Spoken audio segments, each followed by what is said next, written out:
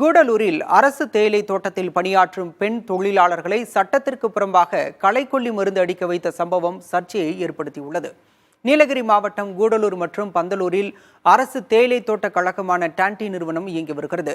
இந்த தோட்டத்தில் இலங்கையிலிருந்து தாயகம் திரும்பிய தமிழர்கள் பணியாற்றி வருகிறார்கள். இந்த நிலையில் அரசு தேயிலை தோட்ட கழகத்திற்கு உட்பட்ட பாண்டியாறு கோட்டத்தில் கடந்த சில தினங்களாக பெண் தொழிலாளர்களை கொண்டு களைக்கொல்லி மருந்துகள் அடிக்கும் பணிகள் மேற்கொள்ளப்பட்டு வருகிறது. டான்டி நிறுவனத்தின் இந்த செயலுக்கு ஏஐடியூசி தொழிற்சங்கம் கடும் கண்டனத்தை தெரிவித்துள்ளது.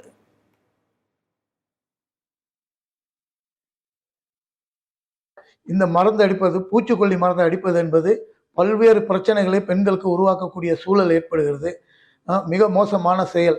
எனவே இதை உடனடியாக தடுத்து நிறுத்துவதற்கு அரசாங்கம் மேற்கொள்ள வேண்டும். அதே போல அவர்களுக்கு பாதுகாப்பு இல்லாத ஒரு சூழலில் தான் இன்றைக்கு அந்த பணியை செய்து கொண்டிருக்கிறார்கள். கையுறை கிடையாது, காலணி கிடையாது, அதே போல முகக்கவசம் கிடையாது. அவர்கள் அந்த பணியை முடித்துவிட்டு வந்தால் கை கழுவுவதற்கு அவர்கள் சோப்பு கூட கொடுப்பதில்லைங்கிற ஒரு மோசமான சூழல் இன்றைக்கு வந்திருக்கிறது.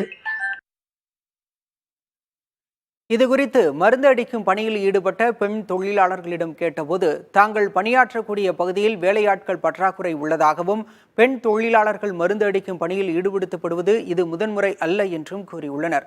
அதே நேரம் டான்டி பாண்டியாறு கோட்ட மேலாளர் ஃபெனோ மருந்து அடிக்கும் பணிகளுக்கு பெண் தொழிலாளர்களை ஈடுபடுத்துவதில்லை என மறுத்துள்ளார்.